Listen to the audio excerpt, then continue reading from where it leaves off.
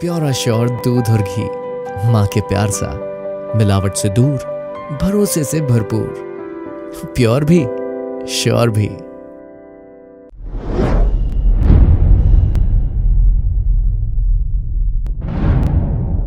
नमस्कार, स्वागत है आपका स्वतंत्र समय न्यूज़ में। मैं हूं अरशद खान और आप देख रहे हैं हमारा खास कार्यक्रम आज का मुद्दा। जी हां, हमेशा की तरह हमारे साथ विशेष मुद्दे पर चर्चा करने के लिए मौजूद हैं वरिष्ठ पत्रकार राजेश राठौर जी, जो अपने विचार रखेंगे आज के मुद्दे पर। और आज का मुद्दा है स्कीम क्रमांक 171 की मुक्ति। इससे किसको फ़ायदा हो रहा है, किसको नुकसान हो रहा है, भूमाफिया क्या कर रहे हैं इस स्कीम के बाद, और आम सदस्य क्या कर रहा है जो सोसाइटियों में प्लॉट लेकर बैठा है। बहुत स्वागत है राजेश जी आपका। 171 हटा दी गई है, भूमाफिया सक्रिय हो गए हैं, वो संस्थाएं वापस चालू हो गई हैं जो कभी बंद हो गई थी, वहाँ पे सदस्यों का आना जाना शुरू हो गया है और लोग उम्मीद कर रहे हैं कि अब 171 हट गई है तो शायद उनकी जमा पूंजी के बदले उनको प्लॉट मिल जाए। क्या लग रहा है आपको, भूमाफिया इन लोगों के इनके प्लॉट्स दे देंगे? इस बात में बहुत ज़्यादा दम नहीं है कि वास्तविक सदस्यों को प्लाट मिल पाएंगे जो 30-40 साल से अपने प्लाट के लिए दर दर की ठोकरें खा रहे हैं। इंदौर विकास प्राधिकरण ने जो स्कीम नंबर 171 में शामिल 8-9 संस्थाओं की ज़मीनें मुक्त की है, तो उन संस्थाओं में अधिकांश पर भूमाफिया का कब्जा है और कुछ संस्थाओं में परिसमापक यानी कि सहकारिता विभाग के अफसर प्रशासक बनकर बैठे हुए हैं। अभी जो शुरुआत हुई है उसमें पुष्पनगर को लेकर बड़ा हल्ला मच रहा है कि पुष्पनगर के सदस्यों से विहार को लेके कि उसमें सदस्यों से पैसे मांगे जा रहे हैं। जो पैसे संस्था के करदाता मांग रहे हैं उसकी रसीद नहीं दी जा रही है। ये पैसा नंबर 1 में चेक से नहीं लेते हुए नगद पैसा लिया जा रहा है और जो लोग पैसा ले रहे हैं उनकी इस बात की कोई गारंटी नहीं है कि उन कॉलोनी का डेवलपमेंट हो जाएगा, या नाम ट्रांसफ़र वाली प्रोसेस है, या प्लाट का कब्जा दिलाने की बात है। क्योंकि इन सारी संस्थाओं में 2-3 तरह की दिक्कतें हैं। सबसे पहली दिक्कत है सीनियर सदस्य की। सीनियर सदस्य को भूमाफिया डिफ़ॉल्टर घोषित कर देते हैं या करवा दिए जाते हैं। दूसरी दिक्कत ये है कि किन सदस्यों का कितना पैसा जमा और कितना पैसा और जमा होना बाकी था।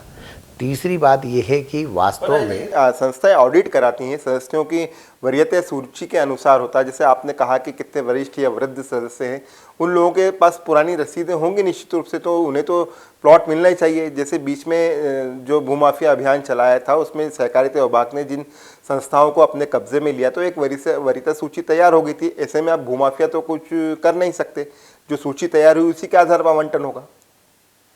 देखिए, यही तो बहुत बड़ी गलती हो रही है कि इंदौर विकास प्राधिकरण ने स्कीम से ज़मीन छोड़ के हाथ ऊंचे कर दिए और वो बरी हो गया एक तरह से कि अब हमारा कोई लेना देना नहीं है। अब सहकारिता विभाग जिसका नाम हमको भेजेगा हम उसको प्लाट दे देंगे। अब दिक्कत ये है कि सहकारिता विभाग तो भ्रष्टाचार जैसे शब्द भी उनके लिए छोटे पड़ते हैं। आखंड में डूबे हुए भ्रष्टाचार जैसे शब्द भी छोटे पड़ते हैं।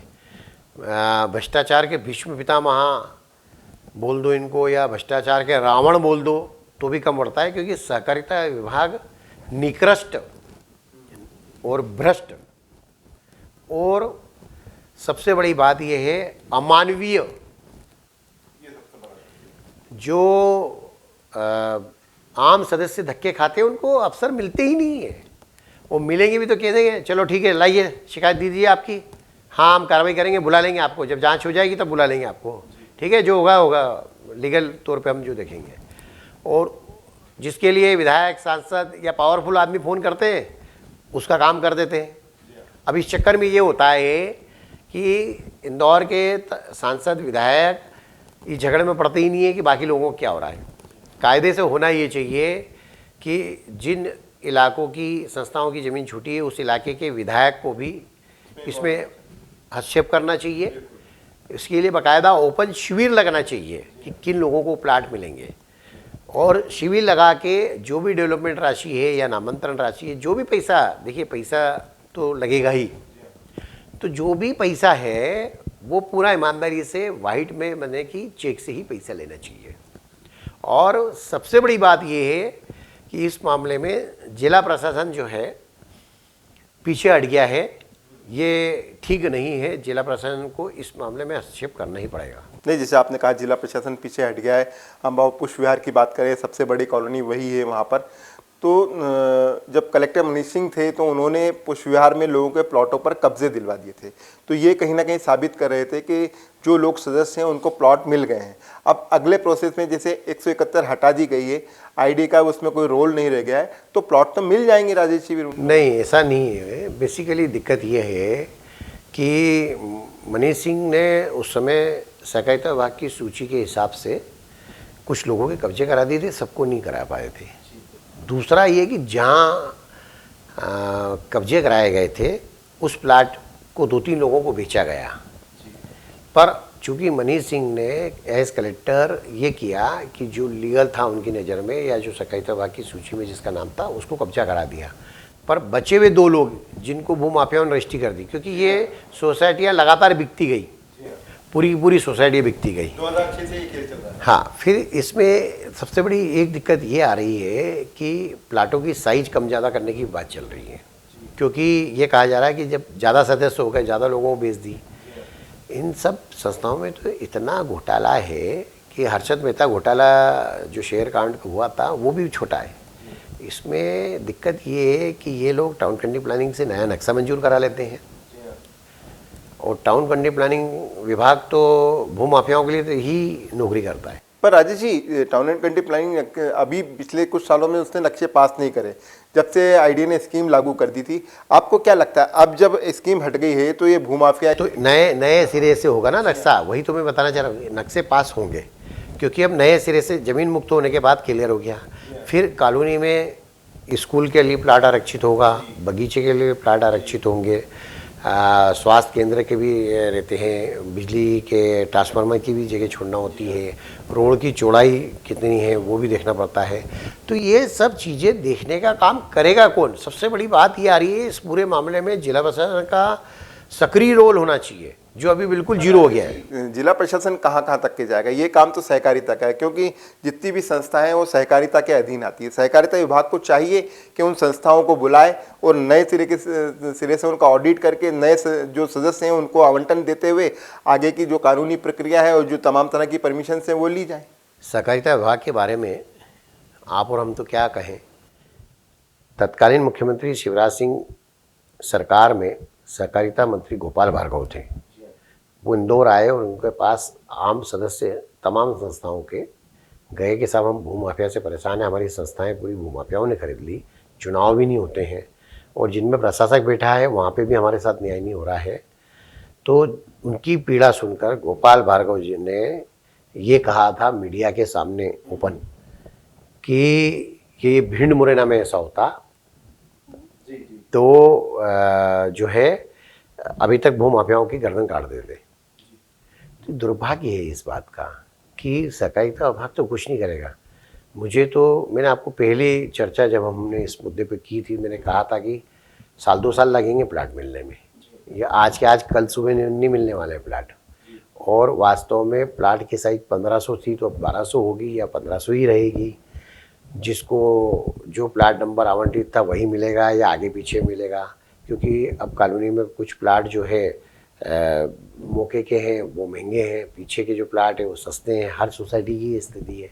इन सब सोसाइटी का निराकरण करने के लिए जिला प्रशासन को चाहिए कि किसी एडीएम या डिस्ट्रिक्ट कलेक्टर को इनका इंचार्ज घोषित करे, काम सहकारिता विभाग करे, मॉनिटरिंग एडिशनल कलेक्टर एडीएम को करना पड़ेगी, तब जाके ये काम सही होगा। ऐसे हज़ारों लोग हैं जो परेशान हैं, उनको सपने ज़रूर आने लग गए हैं कि 171 हट गई तो उनको प्लॉट मिल जाएगा, लेकिन जिस तरह से आप बता रहे हैं, जितनी आपकी स्टडी है उसके हिसाब से तो 1-2 साल तो कुछ होता ही नज़र नहीं आ रहा है।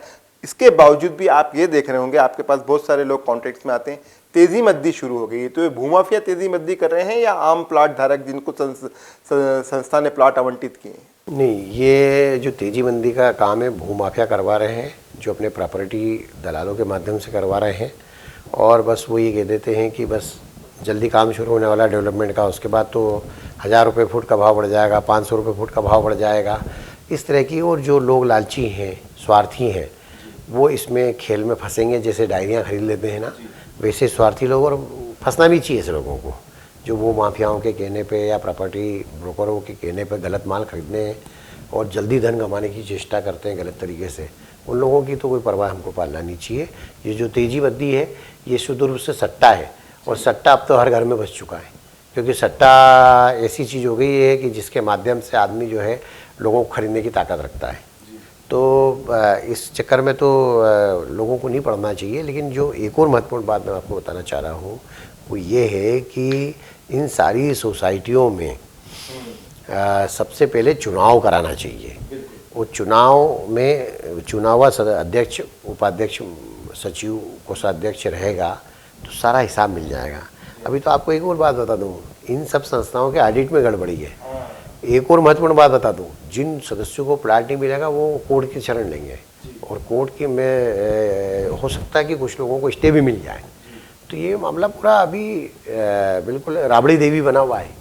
पूरा जो मामला है वो बिल्कुल गुत्थम गुत्था होते जा रहा है, और दिन पे दिन सारी चीजें चल रही हैं। लेकिन इस सब के बावजूद भी जो भूमाफियाओं का जो कॉकस बना हुआ है, जो संस्थाओं पर काबिज है, जिन्होंने है तो वो स्वयं तो काबिज नहीं है, लेकिन उनके जो लोग वहां पर काबिज हैं उन्हें कैसे हटाया जाए। जैसे आपने कहा कि चुनाव कराया जाए तो नया व्यक्ति, तो उन्हीं का कोई व्यक्ति चुनाव लड़ता है, फिर उन्हीं की पैनल बन जाती है। इसका नहीं रहा, जब तक कि बीमारी जड़ से खत्म नहीं होगी लोगों को लाभ कैसे मिलेगा। देखिए, बीमारी जड़ से तो तभी समाप्त होगी जब अफसर कह दे कि हम पूरी ईमानदारी के साथ काम करेंगे। सहकारिता विभाग के अफसर, जो एक बार किसी का प्रसंग सामने आया था, तो मैं उस समय सहकारिता विभाग के दफ्तर में बैठा हुआ था। तो जिस पीड़ित ने वहाँ अपनी दास्तान सुनाई, तो वो लगभग 80 साल की उम्र उनकी हो गई, और 50 साल 45 साल में उन्होंने प्लाट बुक करा था। पुष्पविहार कॉलोनी का ही मामला है वो भी। तो 80 साल के बुजुर्ग ने कहा, तो मेरे सामने सहकारिता विभाग के अफसर ने कहा कि आपके अकेले के लिए हम यहाँ नहीं बैठे हैं, हमारे पास बहुत सारी समस्याएं हैं, बहुत सारे काम हैं, तो आप इस तरह की बात मत करो। तो उस बुजुर्ग ने कुर्सी से उठने के बाद ये कहा कि क्या आपके पिताजी मेरी जगह होते और सहकारिता विभाग का अफसर उनके साथ ऐसा व्यवहार करता तो आपको अच्छा लगता। बाद में उस बंदे ने चिल्ला चोट करते हुए बाहर निकला। वो व्यक्ति दुखी होकर निकला, लगभग रुआसा होते हुए निकला, और उसने कहा कि इस डिपार्टमेंट के अफसर अपने पिताजी से भी पैसे लेने में देर नहीं करेंगे। ओवरऑल क्या लगता है, ये सिर्फ सपना ही रह जाएगा 171 हटने के बाद, या वाकई लोगों के सपने पूरे हो पाएंगे? एक ही शर्त है जिससे ये पूरा काम व्यवस्थित हो जाएगा। मैं फिर रिपीट कर रहा हूँ, जिला प्रशासन इसमें नोडल एजेंसी की भूमिका निभाए और किसी ईमानदार अफसर को बिठा दे कि जो सबकी सूची बनवाने करने उसका सार्वजनिक प्रकाशन करा दे, अखबार में विज्ञप्ति जारी करा दे, सूची सभी सदस्यों को सहज रूप से आसानी से उपलब्ध हो जाए, तो ये प्लांट साल 2 साल में मिल सकता है। जी, बहुत धन्यवाद। जैसा कि बताया राजेश राठौर जी ने हमें कि 171 हटने के बाद स्थितियाँ क्या निर्मित हो रही है, भूमाफियाओं को फायदा हो रहा है, उस घाटे में है तो वो है सदस्य। निश्चित रूप से जिला प्रशासन, सरकार कोशिश करे तो उन लोगों को आसानी से प्लॉट मिल जाएंगे जो सालों से इंतजार कर रहे थे। हमारे खास कार्यक्रम आज के मुद्दे में फिलहाल इतना ही। ताज़ा तरीन खबरों के लिए देखते रहिए स्वतंत्र समय न्यूज़। धन्यवाद।